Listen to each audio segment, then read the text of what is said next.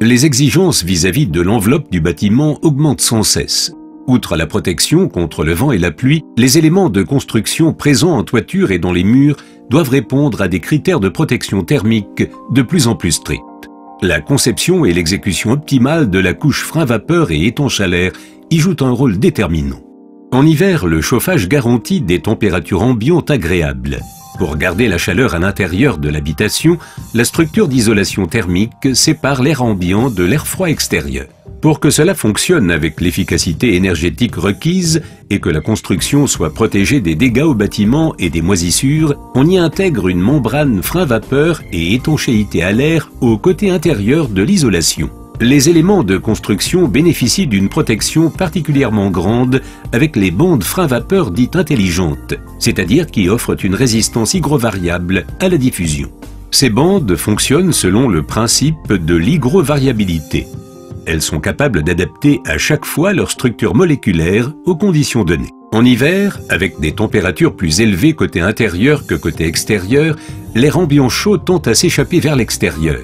Dans sa progression vers l'extérieur, cet air se refroidit de plus en plus et son humidité relative augmente. S'il pouvait traverser librement l'isolant, il risquerait de se condenser et d'entraîner des moisissures ainsi que des dégâts au bâtiment.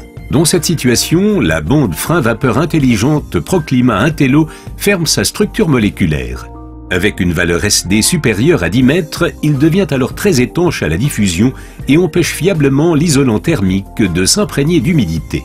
À chaque fois que les températures superficielles extérieures des éléments de construction augmentent en comparaison avec les surfaces intérieures, par exemple en été, le flux de diffusion s'inverse et circule alors de l'extérieur vers l'intérieur. L'humidité qui a éventuellement pénétré de manière imprévue dans la construction, par exemple à cause d'une diffusion par les flancs des éléments de construction ou de matériaux de construction humides, est transportée jusqu'à la bande frein-vapeur. Les bandes frein-vapeur conventionnelles sont seulement capables de laisser évaporer une quantité d'humidité très faible. Cette évaporation faible vers l'intérieur pourrait avoir pour conséquence un dégât au bâtiment. Dans cette situation, la bande frein-vapeur intelligente Proclima Intello ouvre sa structure moléculaire et réduit de manière extrême sa résistance à la diffusion qui atteint une valeur mudée de 0,25 mètres. L'humidité peut s'évaporer vers l'intérieur, ce qui garantit un séchage fiable et intégral de la construction.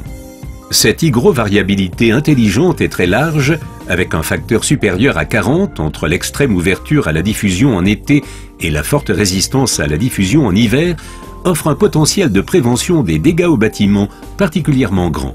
L'humidité et les moisissures n'ont aucune chance dans la construction. Pour obtenir une structure d'isolation thermique fiable, il suffit d'appliquer une règle de sécurité simple. Les dégâts au bâtiment sont exclus avec certitude si le potentiel de séchage reste toujours supérieur à la charge d'humidité maximale. Plus la différence entre la charge d'humidité et le potentiel d'évaporation est élevée, plus les maîtres d'ouvrage, les concepteurs ainsi que les entreprises et artisans en charge de la mise en œuvre disposent d'une grande marge de sécurité.